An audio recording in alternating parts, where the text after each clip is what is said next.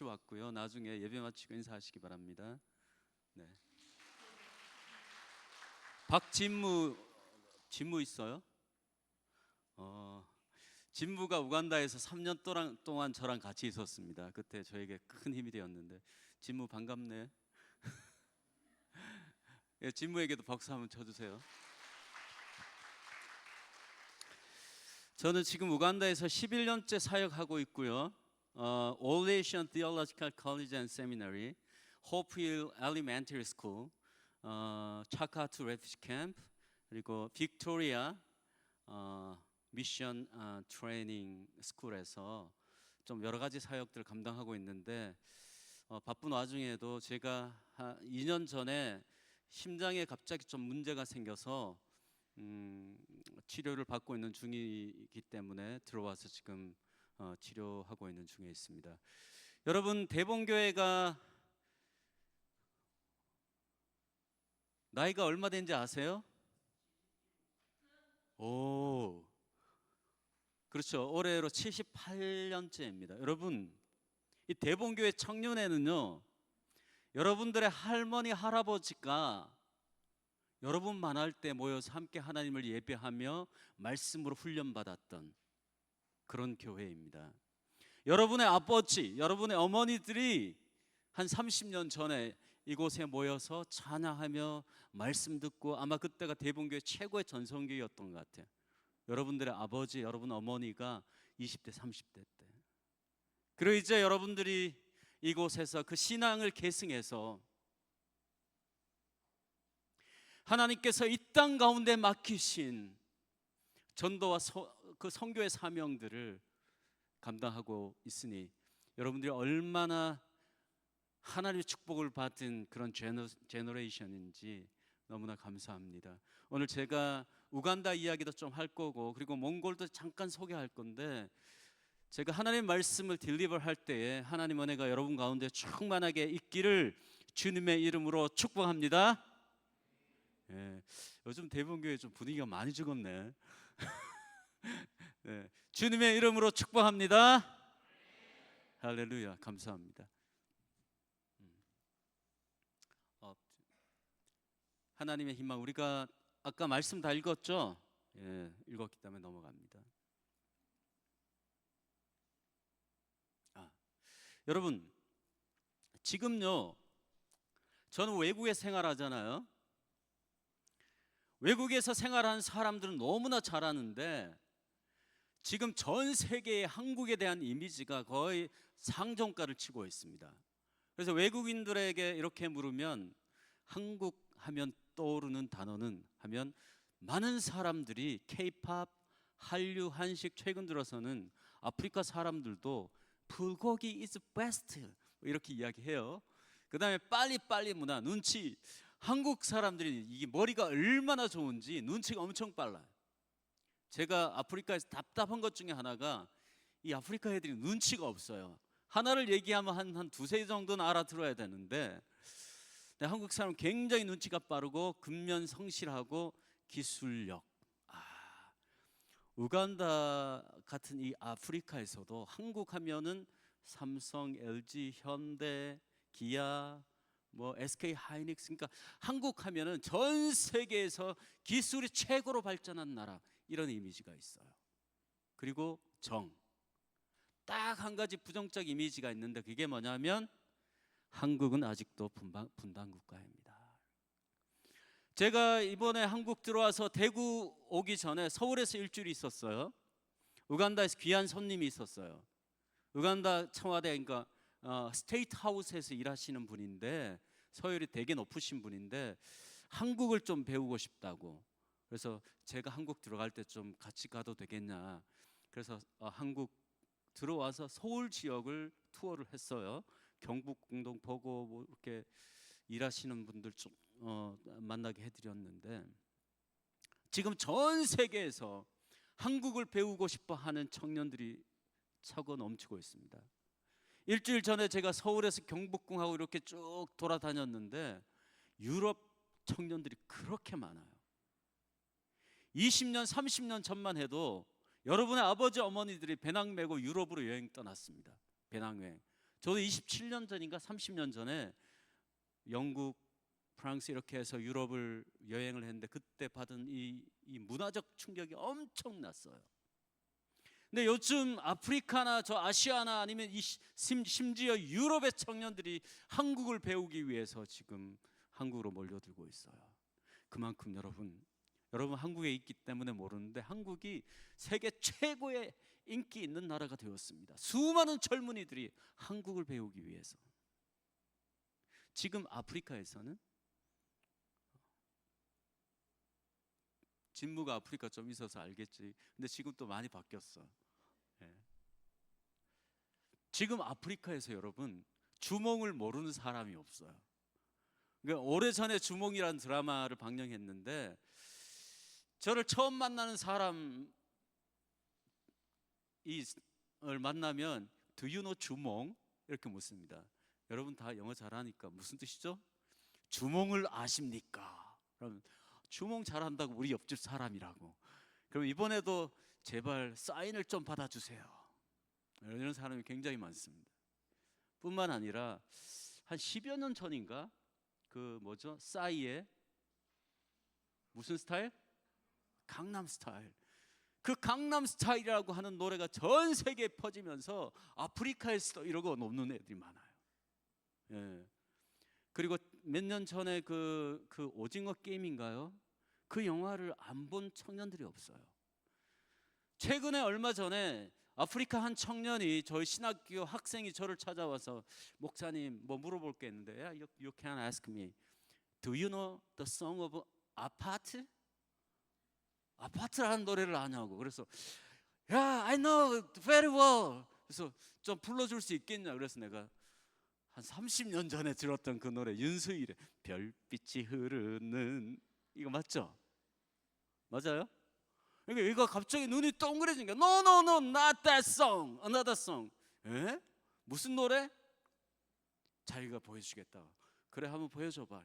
아파트. 맞아, 이런 노래 있어요? 얼마 전에 이게 유행했지?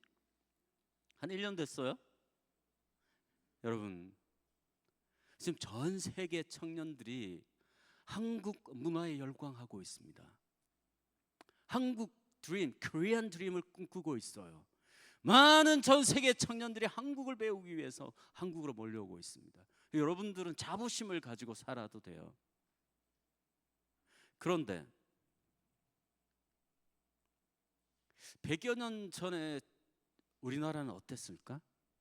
100여 년 전에 우리나라는요, 가난과 절망의 땅이었습니다. 1901년에 선교사 블레어라고 하는 분이 매년 고국으로 선교 보고를 해요.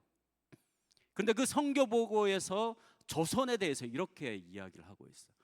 조선은 가난한 나라였다. 전쟁으로 황폐했을 뿐만 아니라 정치가 부패했기 때문이다. 수세기 동안 왕들과 지방 관리들은 모두 부패해서 백성들을 착취하고 있었다. 건장한 한국 사람들이 국가적인 불행을 슬퍼하는 것을 보았을 때 우리는 동정을 금할 수가 없었다. 그들은 우리에게 와서 이렇게 말했다. 이 세상에 우리나라처럼 가난하고 불행한 나라가 있습니까? 그들은 지금은 가련하고 불쌍하고 가난하고 눈멀고 벌거벗게 되었다. 여러분 이 보고서를 보면요, 지금 전 세계 탑의 자리를 차지하고 있는 우리나라가 100년 전에는 가장 불쌍하고 100년 전에는 가장 가난하고 절망이 지배하는 나라였다는 거예요. 그러니까 여러분들 할아버지 아버지 시대 때는 이 땅 가운데 희망이 없는 나라였어. 태어나자마자 벌써 배고픔의 고통. 여러분 배고픔의 고통 알아요? 우리 집에 먹을 밥이 없어요. 그러면 라면 끓여 먹으면 되지. 그러니까 이런 수준이 아니에요. 100여 년 전에는 이 땅이 세계에서 가장 가난한 나라, 가장 절망적인 나라, 희망이라고는 찾아볼 수 없는 그런 나라였습니다. 한마디로 말하면 가난과 절망이 지배하는 나라가 바로 조선이었어요. 여러분들의 할아버지의 나라입니다. 조금 나이가 어린 친구들은 할아버지의 아버지의 나라가 전 세계에서 가장 가난하고 절망적인 나라였다. 그런데 이 나라가 100년 이후에 전 세계에서 가장 위대한 나라 중에 하나가 되었어요. 그 100년 사이에 어떤 일이 있었나? 도대체 그 사이에 어떤 일이 있었길래 이 나라가 100년 사이에 이런 변화를 겪었어요? 100여 년 전에요, 서구의 흰색 피부를 가진 선교사들로부터 하나님의 선교가 시작되었습니다. 우리나라 첫 번째 선교사가 아펜다지라고 하는 부부입니다. 저분들의 직업이 뭐였죠? 저분들의 직업, 예, 선교사요. 네, 맞는 얘기입니다. 근데 저분들은요, 의사였어요. 의사이면서 한국에 와서 복음을 전하고 그리고 사역을 했던 분입니다. 그 밑에 보면 또 두 분이 있는데, 한 분은 언더우드, 많이 들어보셨죠?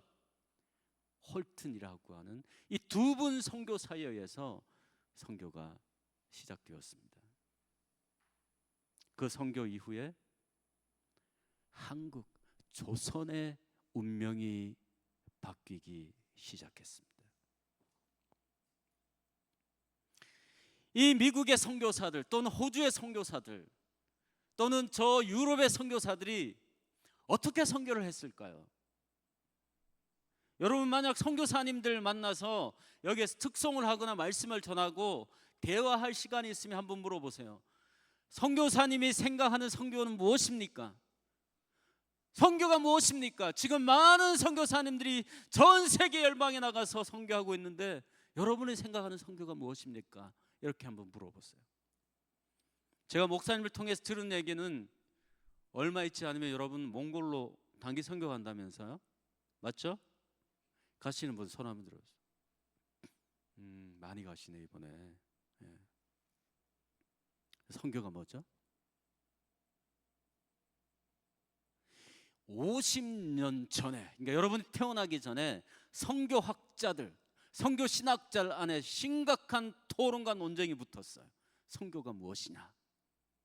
그래서 하나님의 선교와 교회의 선교, 이 두 가지 그룹으로 나눠져서 신학적인 논쟁을 했는데, 결국은 전 세계의 모든 선교사들이 우리가 선교를 제대로 하려면 선교의 모델을 찾아야 된다.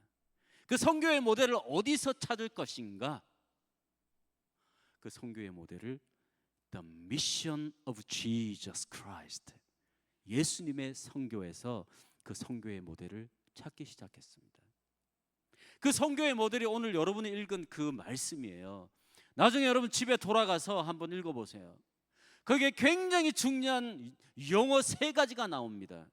첫 번째가 뭐냐면 예수님께서 가르치셨다. 두 번째는 말씀을 전하셨다. 세 번째는 병든 자를 치료하셨다. 예수님께서 수많은 사역들을 감당하시고 선교하셨는데, 그 예수 그리스도의 모든 선교를 3가지로 딱 정리하면요, Teaching, Preaching, and Healing. Everybody say Teaching. 잘 알았네. 다시 다 같이 따라합니다. Teaching, Preaching, Healing. 여러분이 예수 그리스도의 선교를 3가지로 딱 정리하면, 예수님은 티칭 하셨고요, 말씀을 전한 프리칭 하셨고요, 더 나아가서 병든 자들, 심지어 죽은 자들을 치료하시는 그런 사역을 감당하셨다는. 그래서 이 예수 그리스도의 선교의 모델을 통해서 수많은 선교사들이 티칭하기 위해서, 가르치기 위해서 학교를 세웁니다. 그리고 수많은 선교사들이 말씀을 전하기 위해서 교회를 세워요. 그리고 많은 선교사들이 병든 자를 치료하기 위해서 병원을 세웁니다. 우리 대본교회에서 파송한, 루안다에 파송한 그 박준범 선교사님 있죠? 여러분 작년인가 재작년에 다녀오셨죠? 네, 루안다 갔다 오신 분 손 한번 들어보세요. 오, 이거 많이 갔다 왔네. 저기도 갔다 왔고. 예, 거기 가서 병원하고 뭐 사람 치료해 주는 게 그게 무슨 선교예요? 이렇게 질문하는 사람이 있습니다.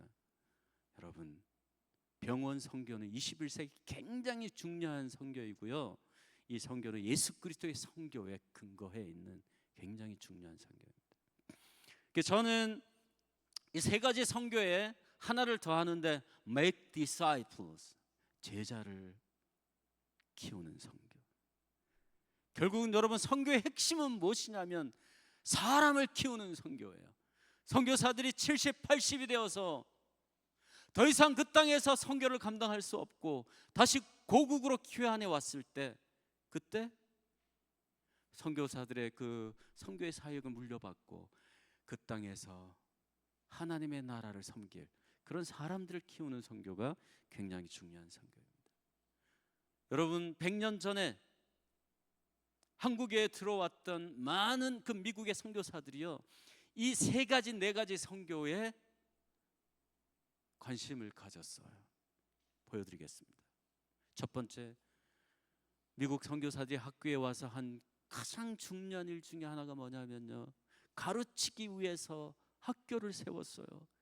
그 당시에 평균 학력이 그냥 초등학교도 안 돼. 그런데 선교사들이 문맹률이 높은 한국 청년들을 가르치기 위해서 나라 곳곳에 학교들을 세웠습니다. 연희전문학교, 연세대학교, 이화학당, 이화대학교, 이화여대. 대구에도 그런 학교가 있습니다. 선교사들이 세운 학교가 있어요. 아담스가 세운 학교인데 계명대학교예요. 저도 저 학교에서 신학과 그 박사 과정을 저기에서 공부했어요. Systematic Theology. 지금 선교사들이 세운 학교들이 전부 명문 학교들이 되어서 수많은 인재들을 배출하고 있습니다. 100년 전에 미국의 선교사들이 이 땅 가운데 학교를 세우면서 한국 사회의 리더들을 길러내기 시작했습니다. 교회를, 많은 교회를 세웠어요. 여러분, 저기 기와집으로 있는 교회가 무슨 교회인지 아세요? 그건 모르시면 오른쪽에 있는, 여러분은 오른쪽에 있는 새롭게 세운 교회인데 무슨 교회인지 아세요? 세문안교회. 한국을 대표하는 교회가 되었습니다. 대구에도 선교사들이 세운 교회가 있습니다. 저 교회는 뭔지 알죠? 대구 뭐? 제일교회. 100몇십 년 전에 배위량이라고 하는 선교사가 대구에 와보니까 대구 시내 중간에 볼록 솟은 동산이 있었어. 이야, 저기 너무 멋진 땅이다. 저기에 교회를 세워놓으면 여름에는 모기도 안 달라들고 시원한 바람도 불고 모든 사람들이 저 꼭대기에 교회를 세워놓으면 다 볼 수 있겠지. 그래서 저 땅을 사서 교회를 지었습니다. 130년, 30년 전에. 그래서 저 교회가 대구 제일교회입니다. 그 대구 지역의 어떤 마더 처치, 대구 제일교회. 이렇게 교회를 세워서 그리스도의 복음을 전했습니다. 그리고는요, 병원을 세웠어요. 저 제중원이라고 하는 병원, 서울에 세운 저 병원이 지금은 세브란스 병원이 되어서 전 세계에서 정말 괜찮은 병원 중에 하나가 되었습니다. 제가 한 30년 전에 청년부, 이 교회 말고 다른 교회에서 청년부를 가르쳤었는데 그 청년부를 졸업한 아이가 저기에서 간호사로 일하고 있습니다. 저게 무슨 병원이죠? 동산병원. 대구에도 선교사들이 세운 병원이 있습니다. 동산병원. 재작년에 제가 갑자기 심장에 문제가 생겼어요. 그래서 이야기가 기니까 우간다에서 스탠스 시술을 했습니다. 그리고 한국에 돌아와서 집에서 가까운 동산병원에 가서 치료를 받았어요. 동산병원에 굉장히 좋은 의사 선생님들이 많고요. 지역 사회를 섬기는. 여러분 기억하십시오. 100년 전에 조선이 정말 암울하고 가난하고 절망적이고 희망이 없는 이 땅 가운데 미국의 선교사들이 와서 학교를 세우고 교회를 세우고 병원을 세우고 제자들 길러내면서 이 땅을 희망의 땅으로 바꾸기 시작했습니다. 마지막으로 사람을 키웠습니다. 여러분 보이는 맨 왼쪽에 유관순 누나, 지금 할머니죠. 저분이 정말 절실한 기독교 신자입니다. 안창호 선생님, 독립운동가죠. 길선주 목사님. 저 길선주 목사님은 한국 기독교 100년의 역사 중에 너무나 중요한 인물이에요. 100여 년 전에 평양에서 대부흥 운동이 있었습니다. 그 대부흥 운동의 핵심적인 인물이에요. 이처럼 선교사들이 이 땅 가운데 사람을 발굴해서 사람을 키우고 지도자를 키우는 이런 사역들을 감당하였습니다. 100년이 지난 이후 우리는 달라졌고 전 세계가 부러워하는 그런 나라가 되었습니다. 여러분, 복음이 전해지는 곳에 하나님은 가난과 절망의 땅을 희망으로 바꾸십니다. 할렐루야, 할렐루야. 우리 다 같이 그 1번 그거 다 같이 한번 뜻을 생각하면서 힘있게 같이 읽어보겠습니다. 시작. 복음이 전해지는 곳에 하나님은 가난과 절망의 땅을 희망의 땅으로 바꾸신다. 아멘. 여호와의 말씀이니라. 내가 너희를 향한 나의 생각을 아나니 평안이 아니고 평안이요 재앙이 아니라 너희에게 미래와 희망을 주는 것이다. 여러분, 복음이 전해지는 곳에 하나님은 가난과 절망의 땅을 희망의 땅으로 바꾸십니다. 저는 우간다에서 사역하는데요, 저 아프리카 중간에 우간다라는 나라가 있고 여러분이 방문했던 루안다가 있습니다. 우간다는요, 도둑과 강도와 테러가 많습니다. 심각해요. 저도 지금 11년째인데 한 7년 동안 강도를 3번 당했어요, 집에서. 그리고 정치는 1987년부터 아직까지 대통령이 바뀌지 않았습니다. 경제적으로 코로나 이후에 더욱더 빈곤한 사회. 하루에 3끼 먹는 사람이 없어요. 대부분의 사람들이 하루에 1끼 정도 먹습니다. 건강은 말라리아나 장티푸스 때문에 수많은 사람들이 고난당하고 있고요. 더 심각한 문제, 제가 봤을 때는 아프리카에서 가장 심각한 문제는 교육의 문제입니다. 지금도 아이들을 한 10명 정도 놓아요. 그런데 첫째 아이, 둘째 아이들이 초등학교에 입학해서 한 고학년 정도 되면 동생들이 다시 입학하기 때문에 첫째 아이, 둘째 아이들은 희생당해요. 학교에서 쫓겨나요. 얼마 되지 않는 등록금을 못 내서. 그럼 저렇게 쫓겨난 아이들은요, 남자 아이들은 뭘 배우기 시작하냐면 기술을 배우는데, 어떤 기술을 배우냐면 도둑질하는 기술, 사기치는 기술. 그래서 도둑과 강도, 사기꾼의 삶을 배우기 시작합니다. 여자들은 뭘 배울까요?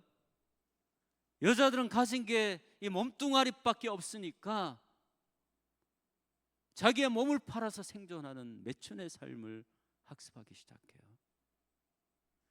여러분들보다 훨씬 어린 아이들, 15, 16살들, 그러니까 생리가 시작되면 아기를 낳기 시작합니다. 그러니까 15살 된 아기가 아기를 업고 다니는 이런 풍경이 너무나 흔한 풍경이에요. 그래서 우간다에서 저 교육의 문제가 가장 심각한데, 저 문제가 계속해서 사회적인 문제를 발생시키고 있습니다. 2007년도에 제가 우간다 단기 선교를 갔고요. 저기는 쿠미 대학교라고 하는 한국분이 만든 대학교예요. 저 대학교에 2개의 무덤이 있습니다. 여러분보다 어린 20대 초반 21, 20살 된 한국의 2 청년들이 저 대학교에 봉사활동을 왔어요. 근데 한 명은 교통사고로 죽은 거예요. 한 명은 말라리아에 걸려서 치료를 못하고 죽은 거예요. 부모님들이 대성통곡을 하고 이 아이들이 우간다에서 죽었으니 우간다의 무덤을 서서 이 땅을 위해서 천국에서도 기도하게 해주세요. 그래서 제가 쿠미 대학교에 갔는데 그 당시에 이상훈 선교사, 루안다에서 일하는 이상훈 선교사님이 저희를 그쪽으로 안내했습니다. 그래서 그때 대본교회 청년 한 20명과 제가 같이 갔어요. 저 무덤 앞에 서 있는데 제 마음 가운데 감당할 수 없는 마음이 생겼어요. 그리고는 여러분 이 배 밑에 단전이라 그러죠. 여기에서부터 무언가 뜨거운 불덩어리 같은 게 제 가슴을 지나서 입으로 터져 나오기 시작했습니다. 그래서 제가 더 이상 버티지 못하고 그 자리에 주저앉아서 하나님 앞에 흐느끼며 기도했습니다. 한 5분 10분쯤 그렇게 울고 나서 하나님께서 제 마음 가운데 태영아, 내가 너를 이 땅으로 부르고 싶다. 너는 이곳에 와서 남은 이 두 청년의 십자가를 지고 나의 길을 따라라. 이런 말씀을 주셨어요. 그때 제가 깨달은 것은요, 하나님께서는 이곳을 통해서 말씀하지 않고 하나님의 말씀은 마음 가운데서 들린다는 거예요. 그리고 한국으로 돌아와서 정리하고 우간다 선교사로 가게 되었습니다. 여러분, 저 학교가요 쿠미 대학교라고 하는 학교입니다.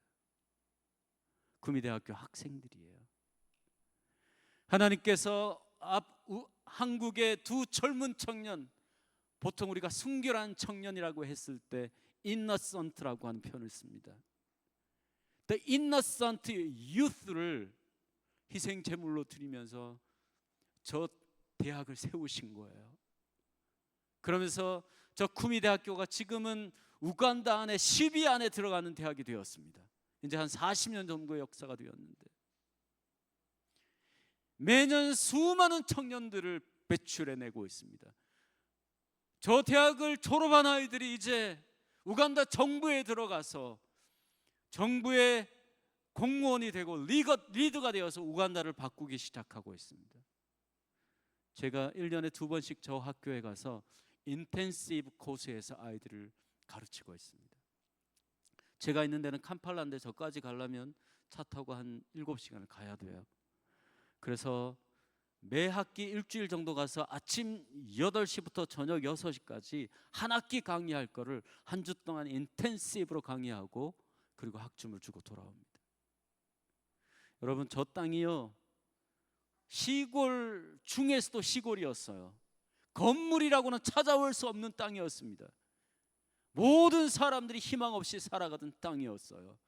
그러나 한국의 두 젊은 청년들이 저 땅에 와서 하나님께 헌신하면서 4년제 대학이 세워졌고 그리고 저 대학을 통해서 많은 사람들이 일어나기 시작했습니다. 저는 은피지라고 하는 작은 도시의 희망의 언덕 초등학교, 호프힐 엘리멘터리 스쿨이라는 학교를 지금 운영하고 있는데요. 저 은피지는 박진무가 3년 동안 사역했던 그 지역입니다. 그래서 잘 알고 있는 지역이죠. 지금 학교가 굉장히 잘 되고 있습니다. 저 도시에서 가장 초등학생들이 가고 싶어 하는 1등 학교가 되었습니다. 근데 저 학교가 생기기 전에 어떤 일이 있었냐면요. 여러분, 얘들이 누구냐면 영어로는 witchcraft라고 합니다. witch doctor. 한국말로 하면은 일종의 무당 같은 사람들이에요. 주술사들. 이 사람들이 주로 어떤 일들을 하냐면 사람과 사람 사이에 원한 관계가 생기면 해결사 역할을 합니다. A와 B가 싸웠어요. A가 B를 도저히 용서를 못하는 거예요. 그럼 A가 저 주술사를 찾아갑니다. 선생님, 제가요 저 친구하고 싸웠는데 저 친구 정말 나쁜 놈이에요. 제발 좀 저주해 주세요. 그럼 저 주술사들이 주로 하는 일들이 저주하는, 컬싱하는 그런 일을 합니다. 걱정하지 마라. 6개월 이후에 저 사람은 죽을 것이다. 이렇게 예언을 해요. 그럼 6개월 이후에 죽을까요? 안 죽을까요? 응? 저 위치크래프트들이 6개월 이후에 죽을 것이다 그러면 죽을까요? 안 죽을까요? 믿음을 가지고 대답해요. 죽을까요? 안 죽을까요? 문제는요, 실제로 그 사람들의 예언이 이루어져요. 많은 사람들이 실제로 죽습니다. 그 자기의 예언을 이루기 위해서 저 주술사들이 사용하는 게 독이에요. 포이즌. 독을 써서 사람을 죽이곤 합니다. 그러니까 저 위치크래프트들은 우간다 사람들의 이 영적인 상태를 그대로 지배하고 있어요.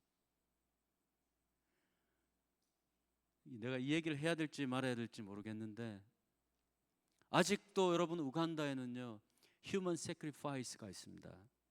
휴먼 세크리파이스가 뭐죠? 인신 제사입니다. 큰 건물을 짓거나 큰 프로젝트를 하면요 이제 한 2살, 3살 된 여자아이를 잡아서 목을 쳐요. 이 목을 치면은 이 목에서 피가 확 하고 쏟아 나오겠죠. 그럼 그 피를 확 뿌립니다.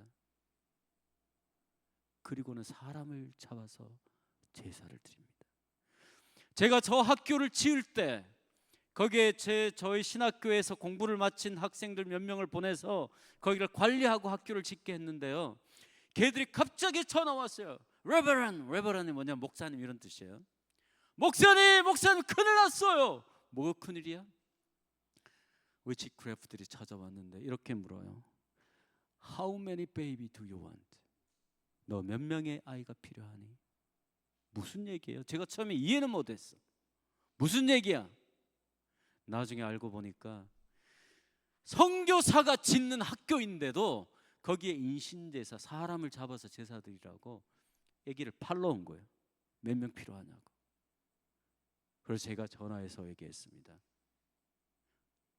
우리 이제 더 이상 We need not another sacrifice. 우리 이제 더 이상 어떤 희생제사도 필요 없다. 주님께서 이미 단 한 번의 제사로 우리의 모든 구원의 문제를 해결하셨다. 그런데 저기 학교를 지으려고 땅을 사고 조사를 했는데 학교 짓는 땅 바로 옆에 저게 있는 거예요. 여러분 저게 뭐냐 하면요 위치크래프트들이 제사를 지내기 위해서 만들어 놓은 제단이에요.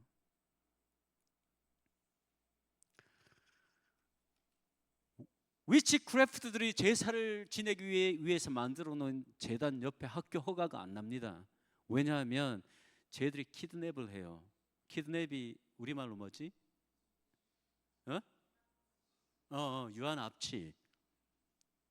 유한 납치하기 때문에 절대 학교 허락 안 내줘요. 그러니까 저게 물러나지 않으면 학교 사역을 할 수가 없는 거예요. 그때부터 기도 시작했습니다. 저는 믿음이 좋아서 하나님 한 달 만에 저 모든 악한 영들이 떠나가게 해주십시오. 기도하기 시작했어요. 한 달 동안 딱 기도했는데 떠나갔을까요? 안 떠나갔을까요? 꿈쩍도 하지 않는 거야. 내가 믿음이 이렇게 약했나? 하나님은 강하신데 떠나가지 않는 이유가 뭐지? 좋아, 6개월 더 썼습니다. 6개월 이후에는 내가 기도하고 나면 저 악한 세력들이 떠나가겠지. 6개월 동안 우리 신학교 졸업한 목회자들과 매주 저구에 가서요 예수의 이름을 선포하면서 악한 영들은 떠나갈지어다 하면서 기도했습니다. 제 마음 가운데 확신이 있었어요. 6개월 이후에는 악한 영들이 떠나가고 이 절망의 땅이 희망의 땅으로 바뀌고 그 바닥 근원에서부터 이 땅을 뒤집어 엎을 것이라고 하는 이런 희망을 가지고 기도했어요. 4개월, 5개월 지나고 6개월이 되었는데 저분들이 움직이지를 않는 거예요. 그때부터 두려움이 찾아오기 시작했어요. 왜냐하면 제가 말씀드린 것처럼 저 위치크래프트들이 사람을 가리지를 않아요. 독을 써요. 제가 생명의 위협을 받았어요. 저들이 나를 독살하면 어떻게 하지? 1년이 지나고 1년 반이 지나고 2년째가 되었습니다. 2년 동안 공사를 시작하지를 못했어요. 2년째가 되는 어느 날 저는 지칠 대로 지쳐서 내 안에 어떤 에너지도 없고 주님 이제 저는 한국으로 돌아가겠습니다. 그러나 기도를 중단하지 않았어요. 어느 날 제 제자와 함께 저 땅에 올라가서 기도하려고 보는데 갑자기 저게 깨끗하게 치워진 거예요. 그래서 주변에 있는 분들에게 물어봤습니다. 아니 이게 도대체 어떤 일이죠? 그분들이 이렇게 대답했습니다. 이번 주에요, 여기 무당협의회에서 회의를 했대요. 한국에서 온 새까맣고 쪼매난 선교사 하나하고 그 제자 목사들이 와서 매일 기도하는데 자기들이 더 이상 여기서 버티질 못하겠다. 그래서 이번 주에 회의를 해서 이사하기로 결정을 했다는 거예요. 그래서 며칠 전에 저기를 깨끗하게 청소하고 다른 데로 이사를 했다는 것입니다. 여러분, 저는 그때 어떤 걸 느꼈냐면요, 엘리야의 마음이 느껴졌습니다. 엘리야가 일대 850의 영적 전투를 벌였잖아요. 엘리야는 하나님의 제사장이었고 바알과 아세라 선지자 850명과 싸웠습니다. 그 850명이 엘리야를 능멸하기 시작했어요.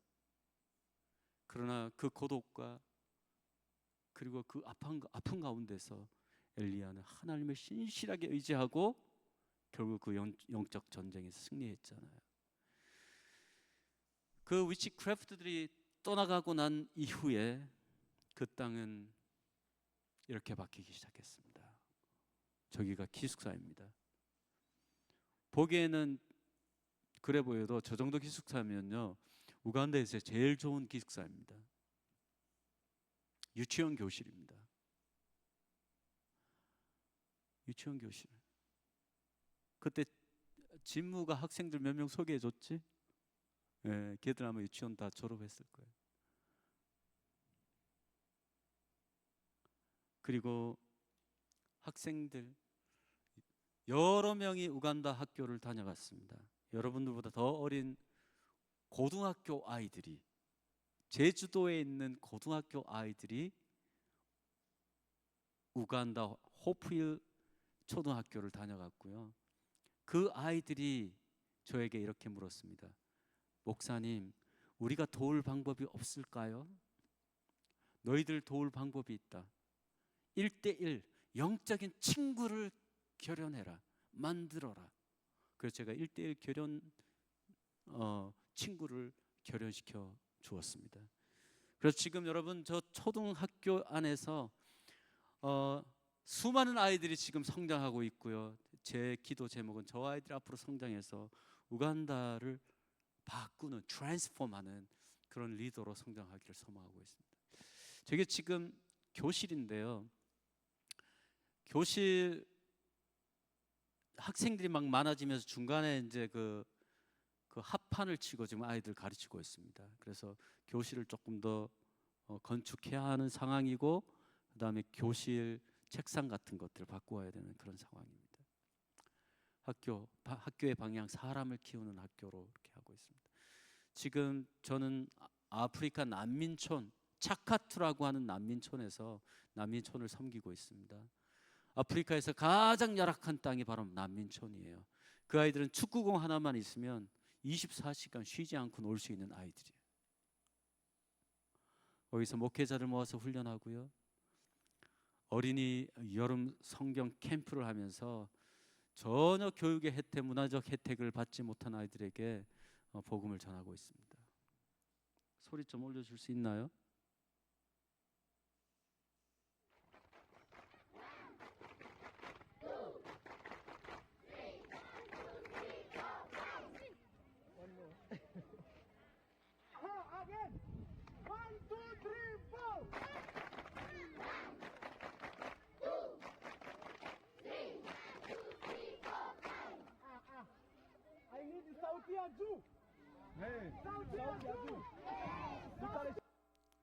네, 저렇게 아이들과 저 아이들이요 교육 문화적 혜택을 전혀 받지 못한 아이들이에요. 근데 저 아이들에게 예수 그리스도의 복음을 전하고 게임과 또 말씀을 통해서 격려하고 있습니다. 이 아이들은 청소년, 여러분보다 몇 살 어린 아이들.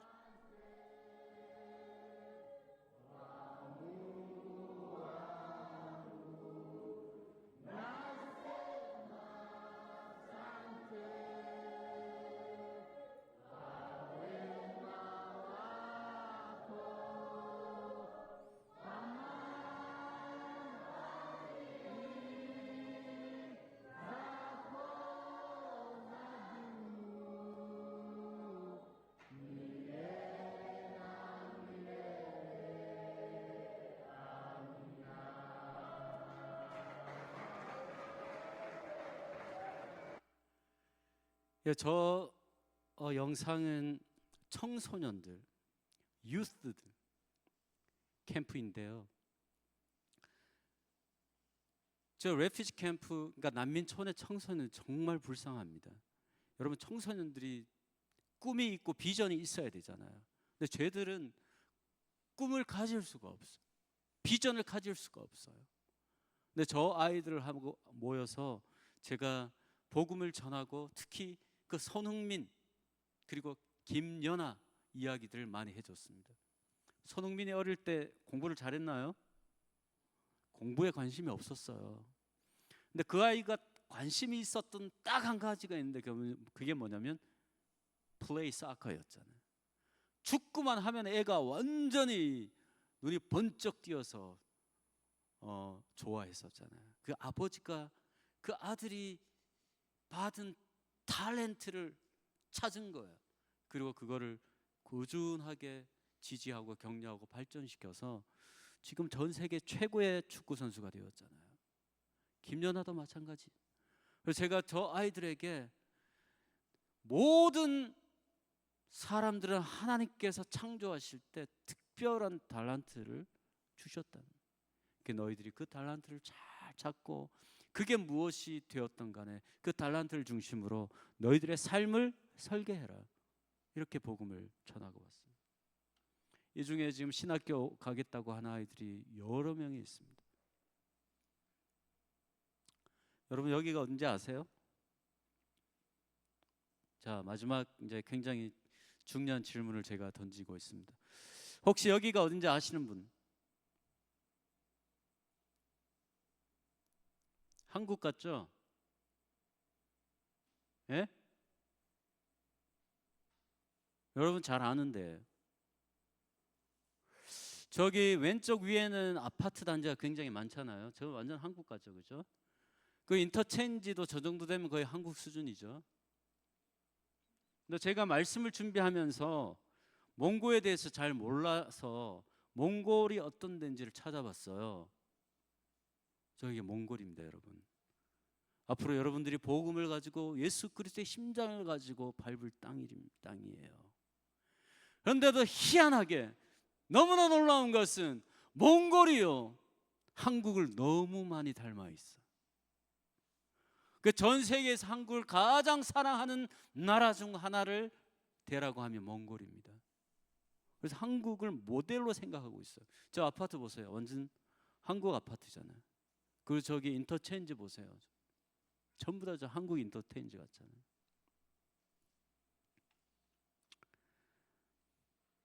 앞으로 여러분 몽골 땅을 밟고 그곳에 예수 그리스도의 마음으로 교회와 몽골 사람들을 만나고 섬기게 될 텐데 여러분 몽골이 한국을 좋아하고 있어요. 한국 거라고 하면 한국이라고 하면 지금 이미 다 배울 마음의 자세를 갖고 있어요. 그러니까 몽골 사람들 한국에 대해서 이미 마음이 활짝 열려 있어요. 가서 여러분들이 가르치고 보여주는 대로 그대로 다 받아들일 마음의 준비를 다 하고 있다는 거예요. 얼마나 좋은 기회입니까? 가서 뭐 하시겠어요? 선교가 무엇입니까? 제가 서두에 질문했던 거 기억나세요? 선교가 무엇입니까?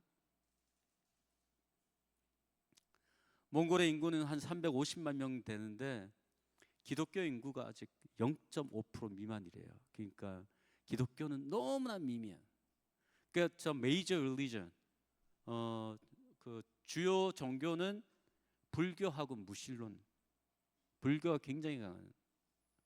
그리고 정치 경제를 보면 정치적으로 상당히 많이 안정돼 있고, 그리고 예상외로 민주주의 체제를 선택하고 있고요. 지금 경제적으로 굉장히 많이 발전하고 있습니다. 그 모델을 지금 한국으로 삼고 있어요. 그런데 문화적으로는 많이 배쳐가는데 중국, 러시아 이런 쪽 지금 다 배쳐가고 있대요. 근데 유일하게 주변에 있는 나라 중에 한국은 굉장히 우호적이다, 이런 평가가 있습니다. 저는 마지막으로 여러분들에게 이 말씀을 던지고 말씀을 마치고자 합니다. 선교가 무엇입니까? 선교는 우리가 예수 그리스도에게서 찾을 수 있는데요, 선교는 가서 학교를 세워서 사람을 키워내고요, 교회를 세워서 복음을 전하고 사람을 키워내고, 병원을 세워서 사람들을 치료하고 또 사람을 키워내는 것, 이런 것들이 우리가 예수 그리스도로부터 배워온 선교입니다. 여러분들 가서 학교를 세울 수 있겠어요? 또는 여러분들이 가서 교회를 세울 수 있을까요? 또는 병원을 건설할 수 있을까요? 저는 여러분들에게 이렇게 도전하고 싶습니다. 이번에 가면은요, 무엇보다도 그곳에서 사역하고 있는 선교사님들의 영적인 후원자들이 되어야 됩니다. 선교사들이 가장 힘들 때가 언제냐면요, 외로울 때. 나는 이곳에서 혼자 선교하고 있다, 나는 이 세상에서 혼자이다, 이런 고립감을 느낄 때 가장 힘들어요. 그래서 저는 여러분에게 부탁드리고 싶은 것은, 여러분 몽골에 가서 만나는 선교사님들에게 지지와 격려를 아낌없이 주고 오십시오. 우리가 한국에서 기도하고 있습니다. 이 땅에 하나님의 역사가 나타날 수 있도록 우리가 기도로 후원하고 있습니다. 그래서 여러분들이 선교사들의 영적인 후원자들, 영적인 친구가 되어줘야 돼요. 그래서 현장의 선교사들이 힘들고 막 좌절하고 절망하고 있을 때 팀이 한 팀, 단기 팀이 다녀가잖아요. 한 일주일 동안 같이 공동 사역을 하고 나면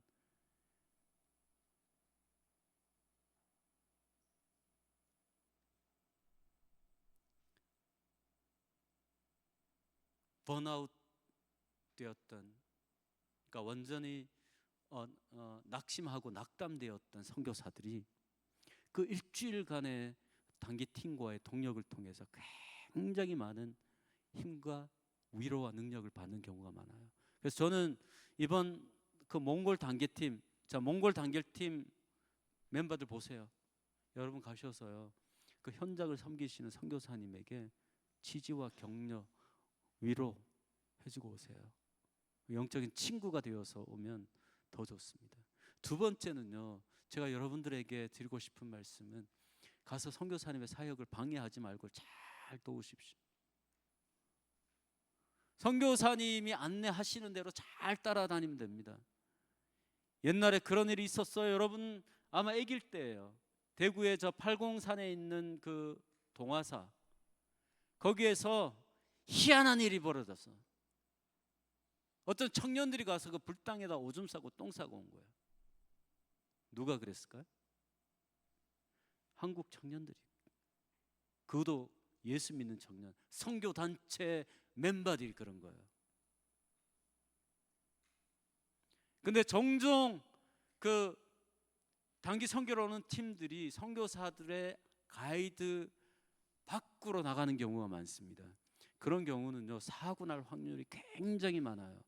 그래서 선교사님이 안내하는 대로 그 사역을 잘 돕고 잘 서포팅하고 오시고요.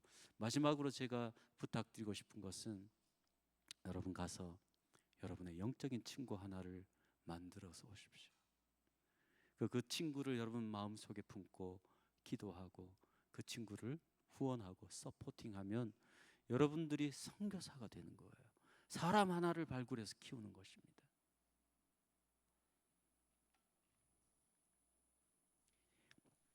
이 땅 가운데 예수님은 무엇을 남기셨나? 여러분, 예수님이 교회를 건축했다는 얘기 들어봤어요? 예수님이 병원을 건축했다는 얘기 들어봤어요? 학교? 예수님 직접 지었을까? 그렇지 않습니다. 예수님이 3년 동안 사역하시면서 우리 안에 남기신 것은요, 사람이었습니다. 사람을 남기셨어요. 그 12명의 제자를 남기셨고, 그 12명의 사람이 그리스도의 복음을 지금까지 계승해 오고 있고, 또 우리는 그 복음을 받아서 지금 사역을 하고 있는 거예요. 그래서 저는 여러분들이 그 몽골에 가서 사람을 잘 만나고 여러분의 영적인 친구 하나를 잘 입양해서 그 친구를 평생 마음에 품고 기도하고 때로는 후원하고, 그래서 몽골의 사람을 키우는 그런 귀한 단기 선교가 되기를 주님의 이름으로 축복합니다. 기도하겠습니다.